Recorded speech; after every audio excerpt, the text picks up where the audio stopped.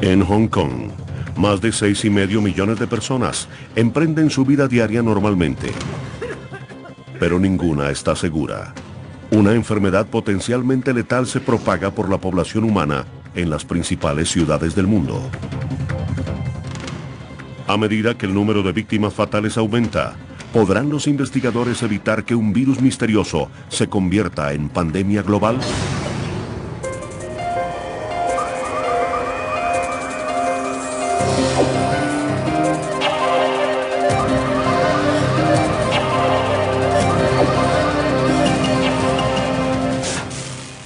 Investigación sobre epidemias. El asesino de la habitación 911.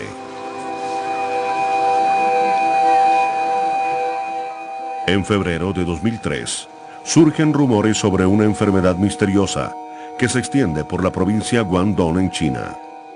Bajo presión de las organizaciones de salud, el gobierno chino anuncia la causa de la epidemia como neumonía atípica. En Hong Kong, el profesor Malik Pires, virólogo, vigila minuciosamente la situación. Supimos de un brote inusitado de neumonía en Guangdong, la provincia adyacente a Hong Kong. Inusitado porque se informaba de grupos de personas con neumonía. Grupos dentro de las familias y grupos en los hospitales, lo cual normalmente no se ve con la neumonía. Antes de eso trabajamos con la influenza aviar, el virus H5N1, y una de las cosas que nos preguntábamos era si esta no podría ser una pandemia de H5N1. Pero los médicos descartan la influenza aviar. Este virus en particular no se conoce. Los funcionarios de salubridad en China pasan por alto la nueva amenaza. Establecimos en Hong Kong una estrecha vigilancia para detectar casos de neumonía, porque éramos muy conscientes de que cualquier problema que suceda en Guangdong, tarde o temprano llega a Hong Kong.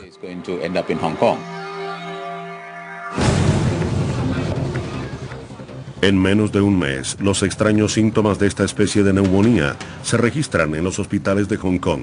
Nadie sabe cómo o por qué apareció el virus. A medida que la enfermedad misteriosa se propaga por la ciudad, la sospecha recae sobre los mercados de carne de China. Hay muchos animales juntos. Se crían en un lugar, se llevan al mercado en otro lugar, algunas veces a cientos de miles de kilómetros de distancia. Miles, millones de personas interactúan con estos animales. Por lo tanto, las probabilidades de que un virus animal pase a la especie humana se multiplican enormemente. Y una vez que ocurre esa transmisión interespecies, la transmisión persona a persona también se multiplica por el continuo traslado y desplazamiento de la población humana. Y estos son básicamente los factores que predisponen a las epidemias. Mientras Hong Kong intenta contener esta nueva enfermedad, surgen síntomas idénticos en Vietnam y Singapur. Y cuando la noticia del brote llega a Canadá, el microbiólogo Dr. Donald Lowe recibe un correo electrónico inquietante de un colega que trabaja en el hospital Scarborough Grace de Toronto. Lo recuerdo claramente, todo estaba en letras mayúsculas. Tenemos un problema aquí. Creemos que se trata de la nueva enfermedad. Existe una conexión. Es alguien que acaba de regresar de Hong Kong. Me fui entonces directamente al hospital y ese fue el principio del fin para nosotros. Todo comenzó a revelarse. La confirmación de la presencia del virus en Toronto es evidencia de que la enfermedad no identificada se propaga más rápido y más lejos de lo que se creía al comienzo. El 15 de marzo, la Organización Mundial de la Salud decide circular una alerta global. El Dr. David Heyman dirige el programa de enfermedades contagiosas de la Organización Mundial de la Salud en ese momento. Lo que es muy preocupante respecto a una enfermedad nueva no es lo que se conoce, sino lo que no se conoce. Hay un vacío en la información que tenemos en relación con una enfermedad nueva, y es eso lo que los equipos en Hong Kong empezaron a hacer, determinar quién tiene la enfermedad, cuándo ocurre, dónde y por qué. Con poca información respecto a la propagación del virus, el Departamento de Salud de Hong Kong inicia una investigación con el propósito de descubrir la fuente del brote. Tratábamos de localizar esta extraña enfermedad para investigar a todos los pacientes en Hong Kong con neumonía severa, sin otra explicación. Y desde luego nos concentramos especialmente en las personas que llegaron procedentes de China recientemente. En la tercera semana de marzo, el equipo de investigadores hace un descubrimiento vital, rastreando los desplazamientos de los primeros pacientes diagnosticados con la nueva enfermedad. El equipo de Hong Kong relaciona a todos con un hombre que llegó a la ciudad casi un mes antes.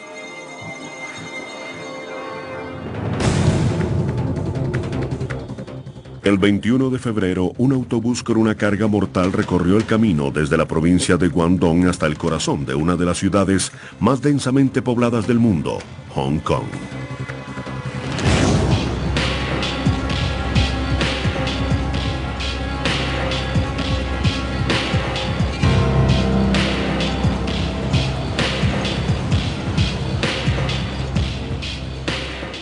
Ese mismo viernes en la tarde, un residente de Hong Kong de 26 años va camino a encontrarse con un amigo que se aloja en el 9º piso, en el Hotel Metropol de la ciudad.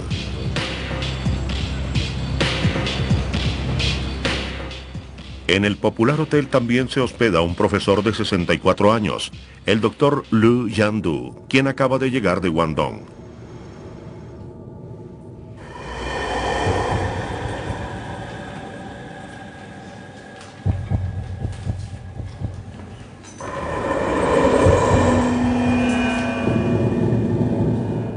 Cuando el Dr. Liu se dirige hacia la habitación 911, en el piso 9º, ya tiene todos los síntomas de una enfermedad que afecta a algunos pacientes de su hospital en Guangdong. El 21 de febrero, el profesor que atendía pacientes con esta nueva enfermedad de Guangdong viajó a Kowloon ese fin de semana para asistir a una boda. De hecho, ya se sentía mal, pero decidió ir de todos modos. Se registró en el Hotel Metropol en la noche del viernes 21 y le asignaron la habitación 911. Estaba indispuesto y vomitó en el corredor. Limpió la alfombra. 2 meses después se encontró y se pudo aislar el virus ARN de esa alfombra. Los expertos solo pueden especular cómo se propagó el virus esa noche. El sistema de ventilación del hotel, al soplar sobre la alfombra, pudo llevar el virus por el aire. Es una sugerencia.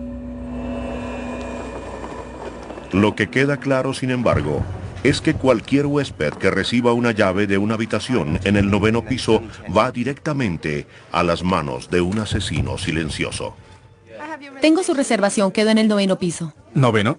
El ascensor está a su izquierda.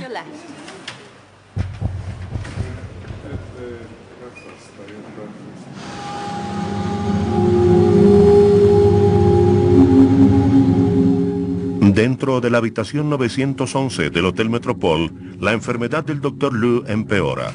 Su temperatura corporal se eleva, le duelen los músculos y respira con dificultad.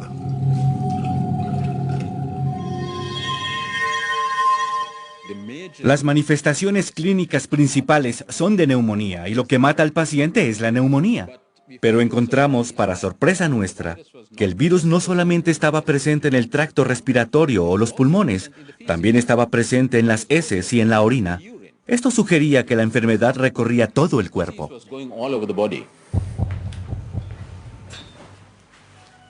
El Dr. Liu ya posee una dosis peligrosamente alta del virus, que se manifiesta tanto en su vómito como en el vapor de su tos. Se convirtió en un gran propagador, un portador altamente infeccioso de la mortal enfermedad. El virus causa enfermedad en el ser humano.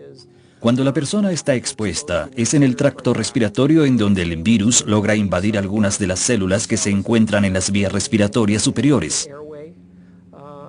Y luego el virus se multiplica y se propaga de célula en célula, causando finalmente neumonía.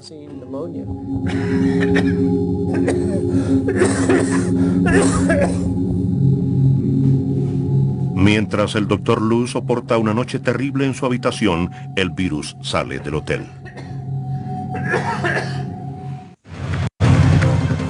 El joven residente de Hong Kong camina por las congestionadas calles sin imaginarse que su breve visita a un amigo en el Hotel Metropol pondrá a la ciudad de rodillas.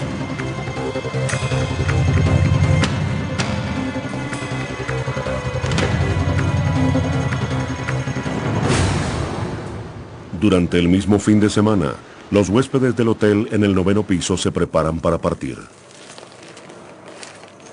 La residente canadiense Kwang Si-Chu empaca sus maletas para volar de regreso a su hogar en Toronto. El chino estadounidense Johnny Chen sigue su viaje de negocios por el sureste de Asia. Entretanto, el Dr. Lu decide suspender sus planes de asistir a la boda para buscar asistencia médica en un hospital local.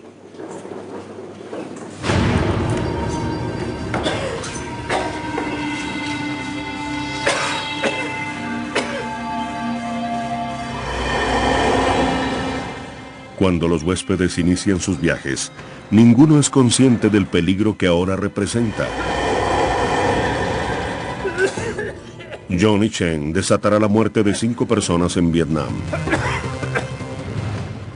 Al regresar a Toronto, Kwang Si-Chu provocará una cadena de eventos que concluirá con 251 casos de la enfermedad y 38 víctimas fatales.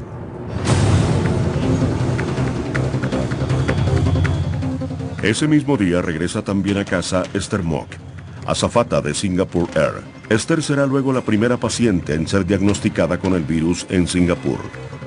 Las enfermedades infecciosas nuevas que se presentan en un país son una amenaza para el resto del mundo.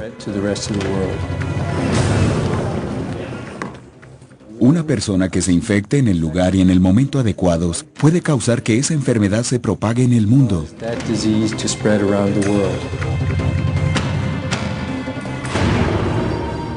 Con millones de personas que viajan internacionalmente cada día, la amenaza de una epidemia global es mayor ahora que nunca. Gracias. Adiós. Desde Hong Kong, unos individuos inocentes relacionados únicamente por las circunstancias amenazan con causar un grave desastre humano y económico.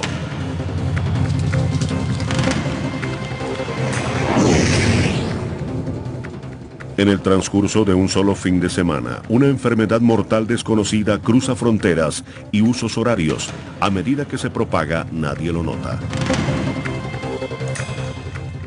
¿Podría ser este el principio de la primera pandemia global del siglo XXI?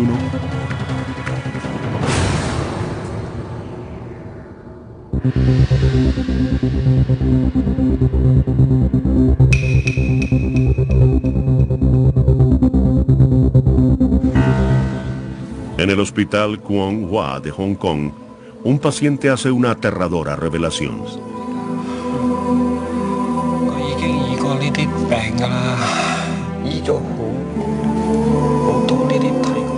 Antes de entrar al hospital, el doctor Lu Jianlu pasó el último mes tratando una enfermedad misteriosa en la provincia de Guangdong.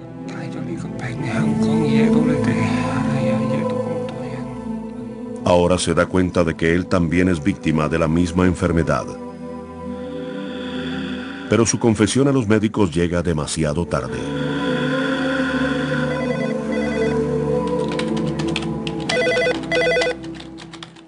Seis días después, en Vietnam, el doctor Carlo Urbani recibe una llamada telefónica del hospital francés en Hanoi. Sí. En unas horas iré. Sí, adiós. Desde hace 2 años, el médico italiano trabaja con la Organización Mundial de la Salud en Vietnam, especializándose en tratamiento de enfermedades infecciosas. Hoy le piden que examine a un paciente hospitalizado hace 2 días con síntomas de neumonía. Hola. Hasta ahora los tratamientos normales no dan resultado. Soy el doctor Urbani y quiero hacerle unas preguntas. El paciente es Johnny Chen.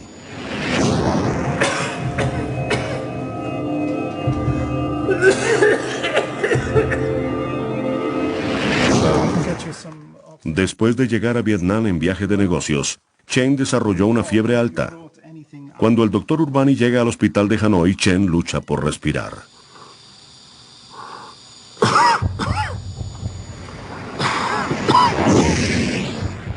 El virus causa una neumonía severa.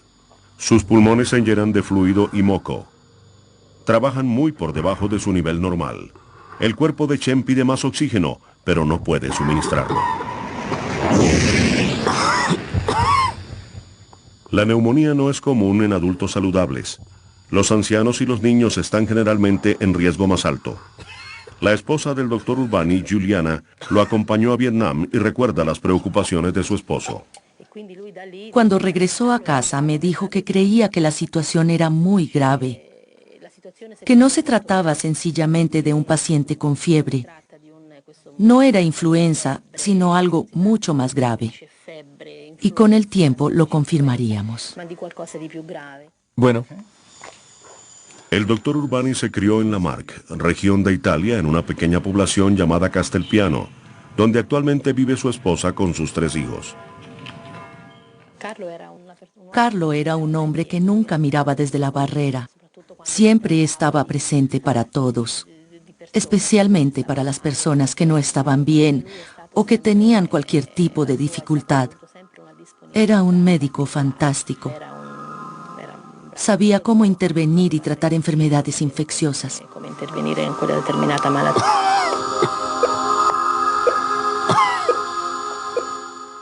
Mientras la situación en Hanoi se hace más crítica por horas.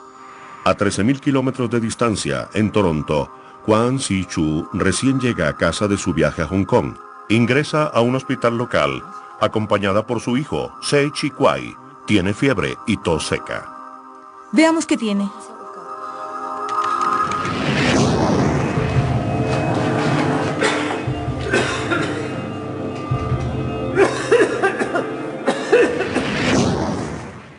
Un médico local la examina. Ajeno a cualquier enfermedad nueva, tiene pocas razones para alarmarse por estos síntomas. No hay problema aquí. Le escucharé el pecho. Hay pocas maneras en las cuales el cuerpo puede manifestar una infección en un pulmón.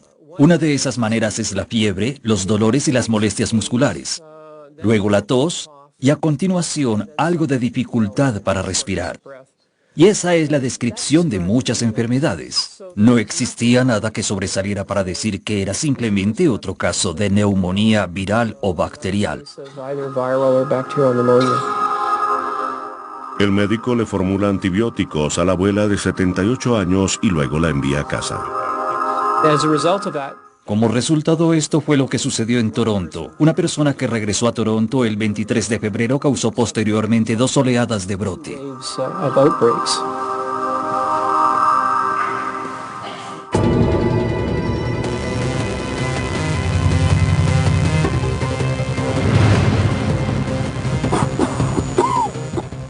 En Vietnam, el doctor Urbani ordena al personal tomar medidas para evitar la propagación de la infección. Sin saber la causa de la enfermedad de Johnny Chen, no quiere correr riesgos.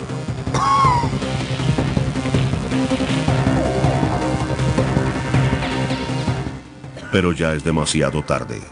Los trabajadores de salud del hospital desarrollan indicios de la enfermedad. La situación empieza a salirse de control. Cuando todo empezaba, le dije a Carlo, tenemos 3 hijos y esta es una situación muy grave para nosotros. Es una situación realmente peligrosa. Tenemos que hacer algo. Me pidió que mantuviera la calma, que no había problema por el momento. Me dijo, llevo muchos años trabajando con enfermedades infecciosas. Sé lo que hago y conozco las precauciones que debo tomar. Esperemos un poco y ya veremos. el pulmón izquierdo está congestionado. Aquí se ve. Parece neumonía. Pero el paciente no expulsa moco. Es extraño. Cuando el doctor Urbani informa de sus hallazgos, se divulga la noticia de la aparición de una nueva enfermedad potencialmente letal. Scott Dowell trabaja en el Centro para Control de Enfermedades en Bangkok. Sus descripciones iniciales de Hanoi fueron las primeras descripciones claras de esta nueva enfermedad. Y debido a su precisión, les permitieron a muchas personas en otras partes del mundo darse cuenta rápidamente que no eran casos normales de neumonía. Era algo claramente inusitado. La neumonía es una de las principales enfermedades asesinas alrededor del mundo, pero afecta a los muy jóvenes y a los muy viejos. Entonces, cuando nos enteramos que personas por lo demás saludables, médicos y enfermeras estaban contrayendo neumonía, supimos que se trataba de una enfermedad muy extraña y nos alarmamos.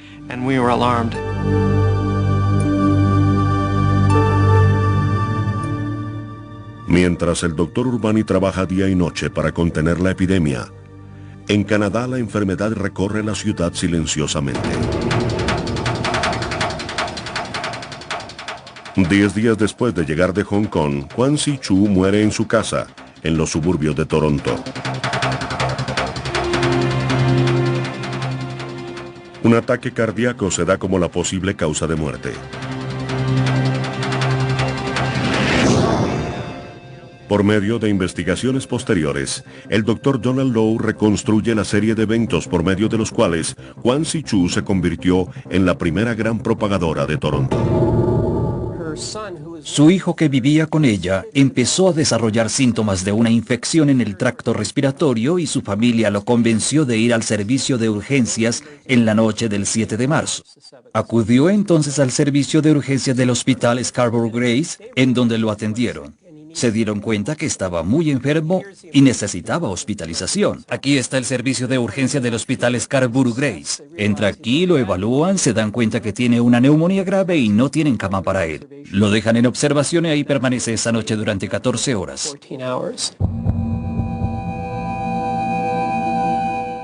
Antes de que en el hospital Scarborough Grace se dieran cuenta de lo que enfrentaban, en una sola noche, Se Chi-Kwai, el hijo de Kwan Si-Chu, infecta a 5 enfermeras, un médico y 2 pacientes.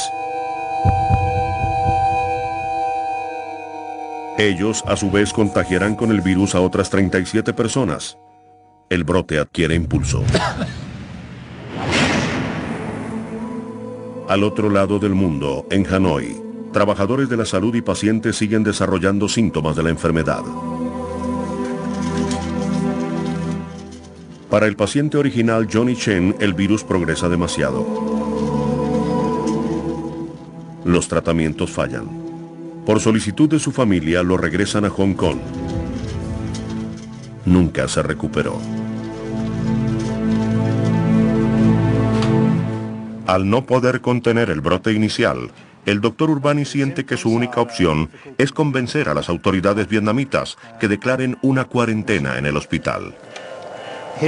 Es una medida extraordinaria que tiene consecuencias tanto políticas como económicas, pero que finalmente evitaría una mayor propagación de la enfermedad entre la sociedad vietnamita. Urbani es el primer médico que alerta al mundo de la amenaza de esta nueva enfermedad en Hanoi. Otras ciudades, sin embargo, no reaccionaron tan rápido.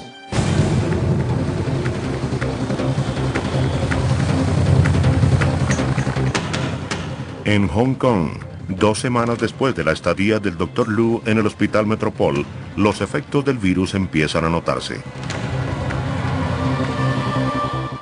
En el Hospital Príncipe de Gales de la ciudad, un brote de una enfermedad similar a la neumonía afecta al personal y a los pacientes. En el pabellón 8A, 6 días antes, un residente local de 26 años ingresó al pabellón con falla respiratoria.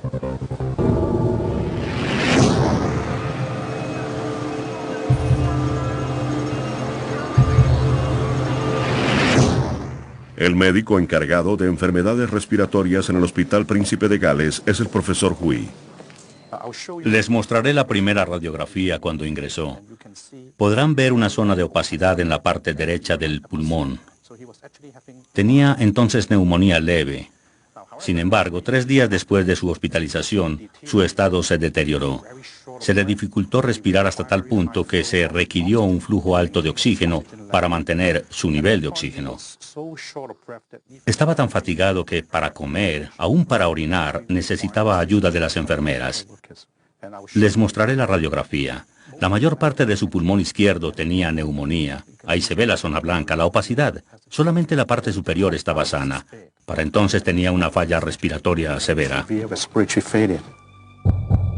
Solo una semana después de la admisión del primer caso en el hospital, el personal del pabellón 8A empezó a mostrar indicios de la misma enfermedad. Mientras el hospital intenta aislar el brote, en la calle, la vida sigue su curso normal en Hong Kong.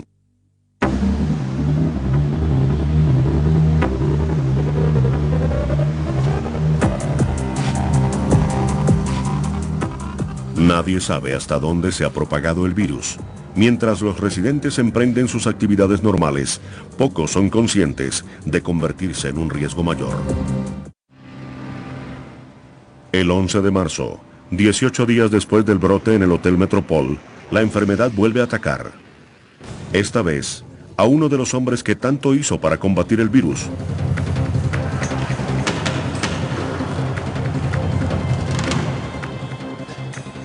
En un vuelo hacia una conferencia en Tailandia, el doctor Carlo Urbani desarrolla fiebre. Cuando llega al aeropuerto de Bangkok ya sabe que tiene síntomas de la enfermedad. Inmediatamente llama a su colega Scott Dowell, quien lo espera en el aeropuerto. Como precaución sería conveniente que me aislaran. Aquí estaré.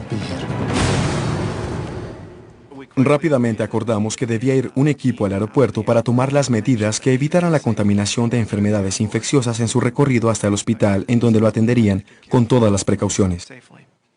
Le pedí su opinión respecto al equipo de protección para el personal del hospital. Le dije que creía que debíamos tener batas, guantes y tapabocas para todos y que debía aislarse una zona.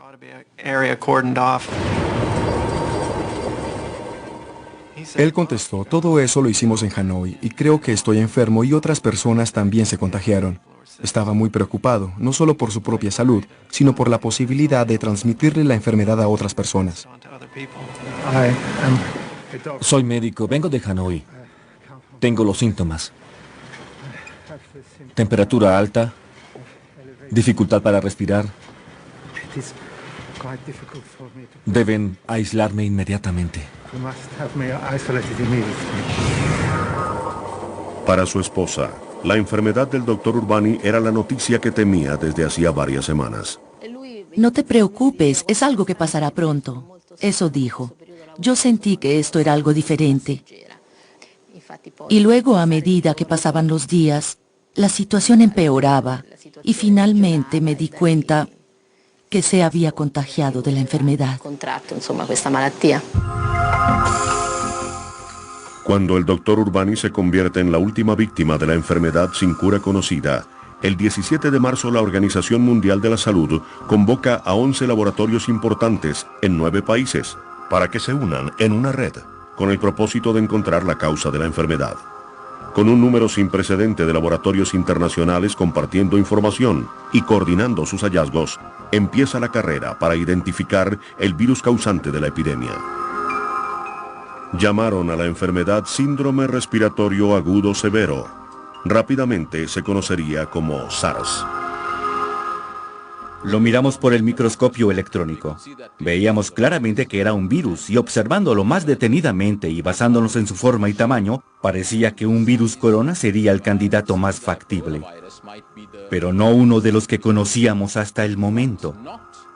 Hay virus corona en el ser humano, hay virus corona en los animales, pero este virus parecía totalmente nuevo.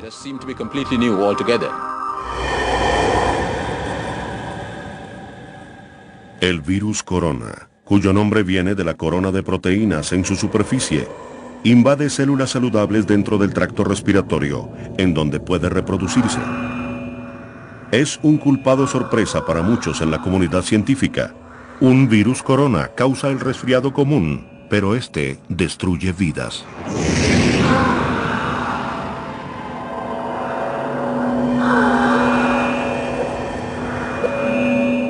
El sistema inmunológico del doctor Urbani está ahora tan débil y sus pulmones tan destruidos por la neumonía que solo un respirador lo mantiene vivo. Mientras el mundo despierta a la amenaza del SARS, los funcionarios de salubridad a través del globo trabajan 24 horas diarias para contener la enfermedad. Durante el último mes, el SARS en gran medida se ha propagado silenciosamente. La lista de personas potencialmente expuestas crece día a día. Desde hace siglos, la humanidad intenta luchar contra la propagación de la enfermedad. Los virus han sido uno de nuestros enemigos más mortales. Los virus son, básicamente, una de las formas más simples de vida. De hecho, podría decirse que escasamente viven, que están en el límite de la vida. Tienen paquetes de información genética, pero no tienen la maquinaria para traducir la información genética en acción. Necesitan infectar una célula para que la célula haga el trabajo por ellos. Lo que intentan hacer los virus, como cualquier otra forma de vida, es perpetuar su especie.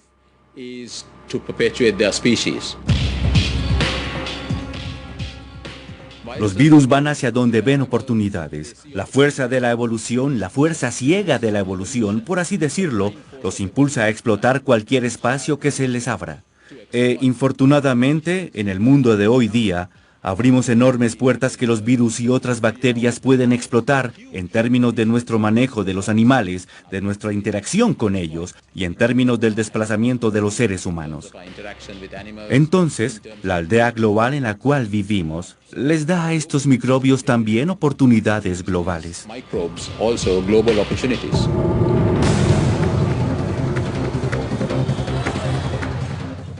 Para finales de marzo, Hong Kong está en alerta máxima.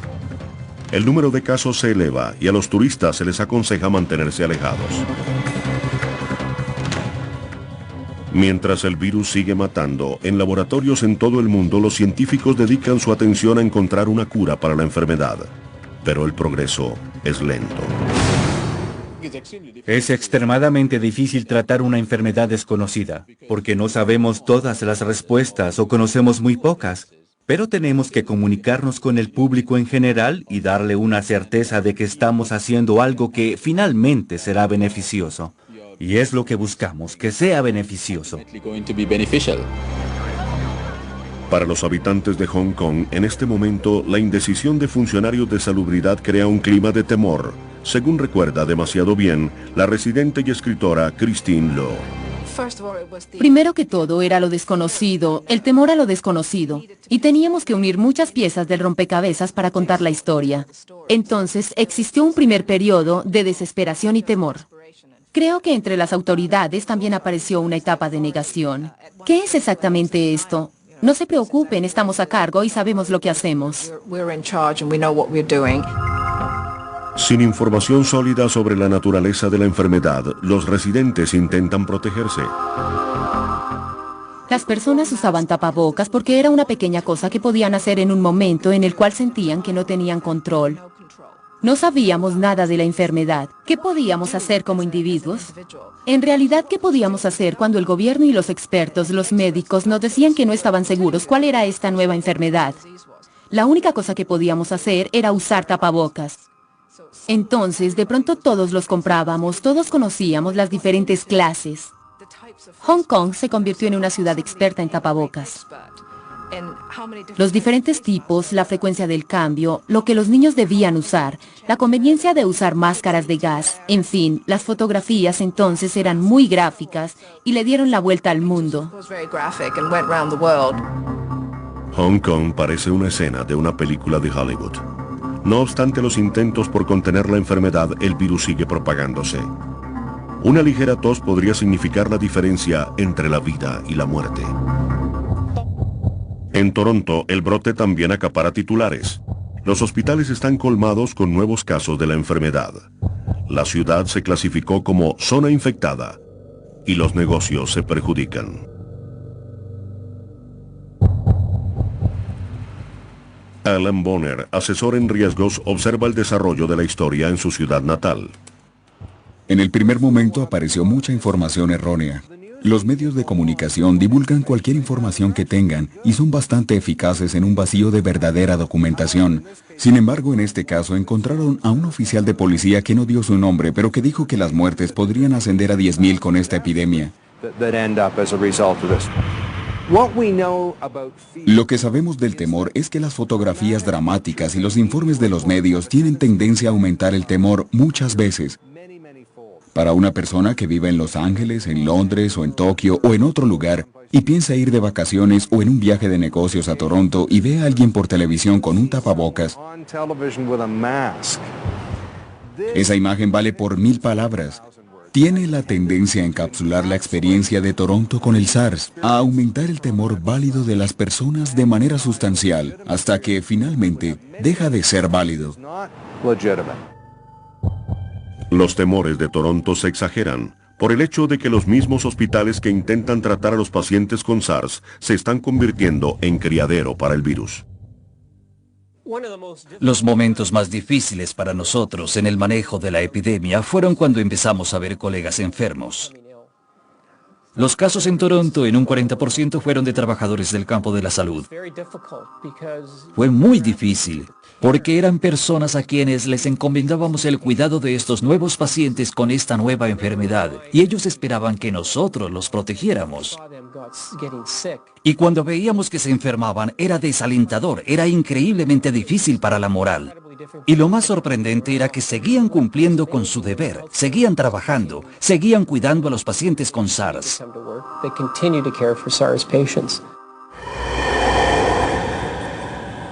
En Hong Kong, el movimiento y el bullicio de la vida citadina están prácticamente detenidos. Los habitantes evitan lugares públicos. Aún en su casa nadie está seguro. ¿Cómo se descubre en Hong Kong un brote en uno de los complejos residenciales más grandes de la ciudad? Wilson Yip es presidente de la Asociación de Residentes de Amoy Gardens.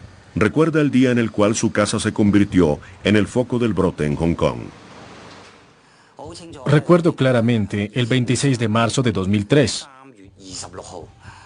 Me llamaron del gobierno para informarme que 7 residentes tuvieron que ser hospitalizados porque estaban infectados con SARS. 17,000 personas viven en el condominio Amoy Gardens, un complejo residencial de 19 bloques y 5,000 departamentos. Un brote con esta densidad de residentes podría ser catastrófico. Al principio, el brote de SARS se encontró en el bloque E. Gradualmente, la enfermedad empezó a extenderse por el complejo.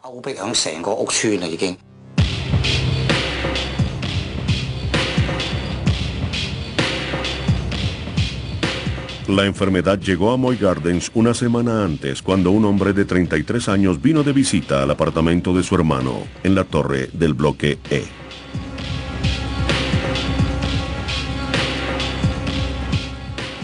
El hombre sufría de una enfermedad renal crónica y estuvo tratado en el Hospital Príncipe de Gales. Pero ese día no se sentía bien, por una razón diferente. En el hospital se había contagiado del virus del SARS.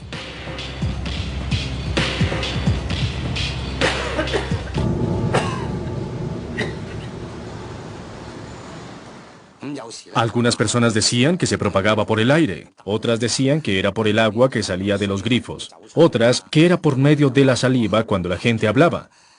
Existían diferentes rumores. Pero lo que más desconcierta a los funcionarios es la extensión y tamaño de la epidemia. El portador inicial del SARS sufría de diarrea.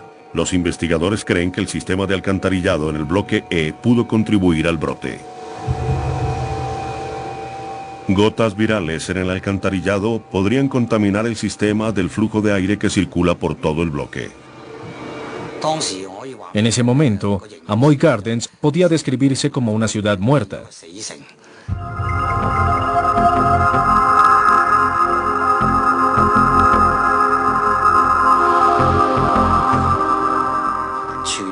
Era conocido en todo Hong Kong que Amoy Gardens era la mayor zona de desastre. Solicité enfáticamente que el bloque E se aislara, porque sabía que la enfermedad no podía controlarse sin el aislamiento del bloque. Todos sabían que su familia podía infectarse si alguno se contagiaba del SARS. El SARS era como una bomba. A las personas portadoras de la bomba no debía permitírseles su permanencia en la comunidad.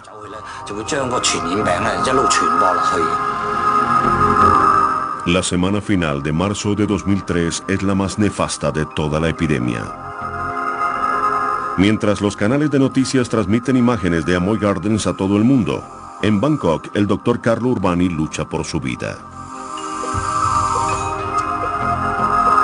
Al aislarse, salvó la vida a su familia y a otros trabajadores del campo de la salud. Pero después de 18 días de soportar la enfermedad bajo la mirada de su esposa Juliana, el doctor Urbani sufre 2 ataques cardíacos masivos. El médico que alertó al mundo de la nueva enfermedad se convierte ahora en su última víctima fatal. No volví al hospital después de que Carlo sufrió los ataques cardíacos. No tenía sentido ir. Quería recordar a mi esposo cuando lo vi en el hospital por primera vez, no conectado a todas las máquinas y equipos. Estaba en coma y no me podía ver. No era bueno que yo estuviera ahí, así era mejor para los dos.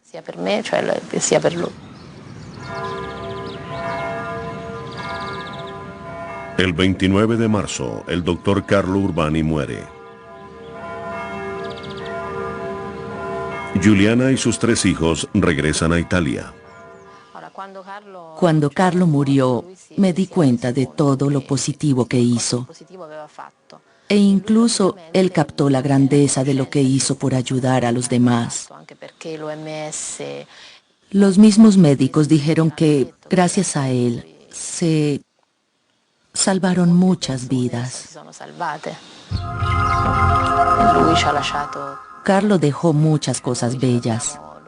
Tengo todos los recuerdos de nuestra época juntos y todavía tengo la sensación de que él está a mi lado, ayudándome en este nuevo viaje.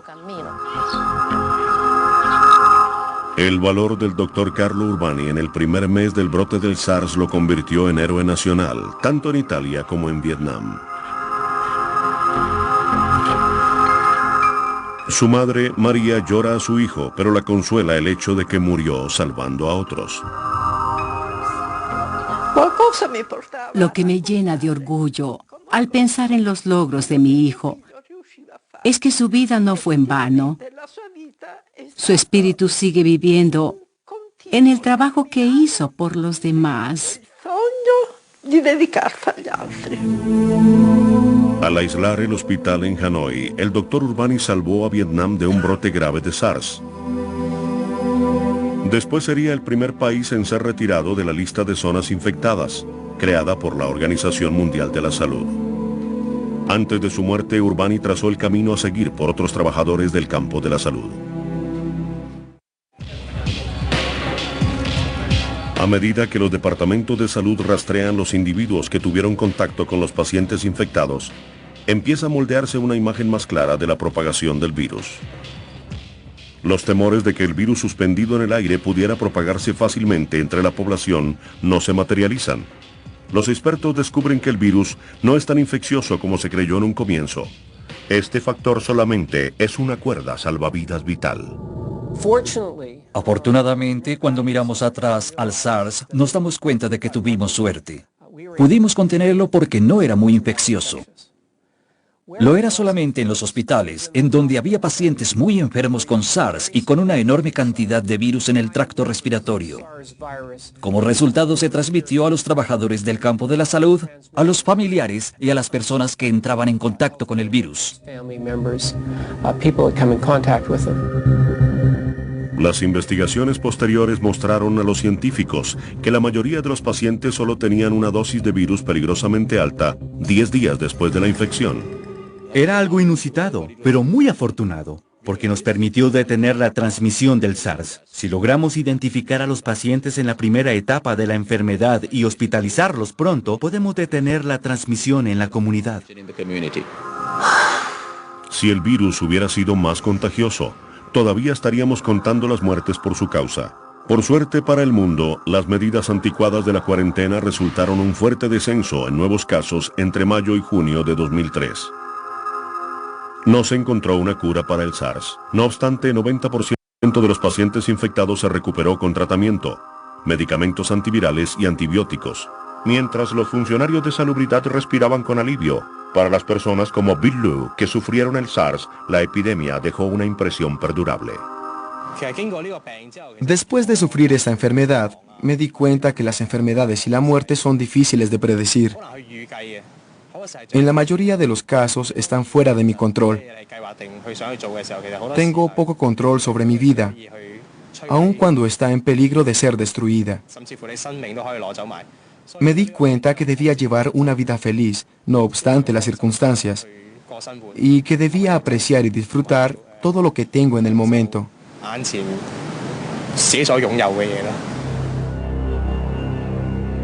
En solo un periodo de 7 meses, a partir de noviembre de 2002, más de 8.000 personas en 32 países se infectaron con el virus del SARS.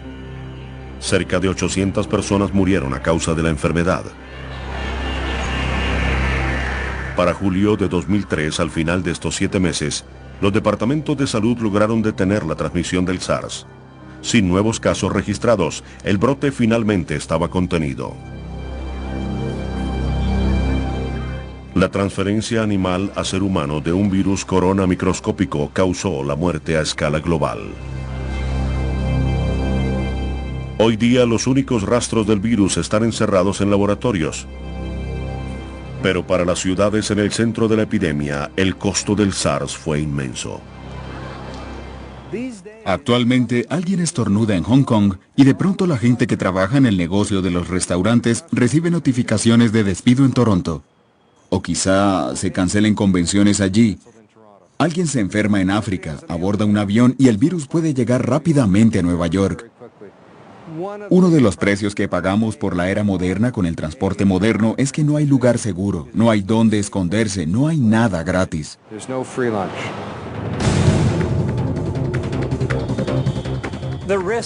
El riesgo de que ocurra una pandemia significativa, con propagación mundial e infección de un alto porcentaje de la población, es real. Con una influenza pandémica, si llegara a ocurrir, las proyecciones son de carácter mundial. Ocurrirá en un periodo de 6 meses o menos, afectará a un 20 o 30% de la población global y habrá una significativa tasa de mortalidad relacionada con la enfermedad. El SARS no fue la pandemia global que muchos temían. Pero las lecciones por los eventos del año 2003 todavía se están aprendiendo.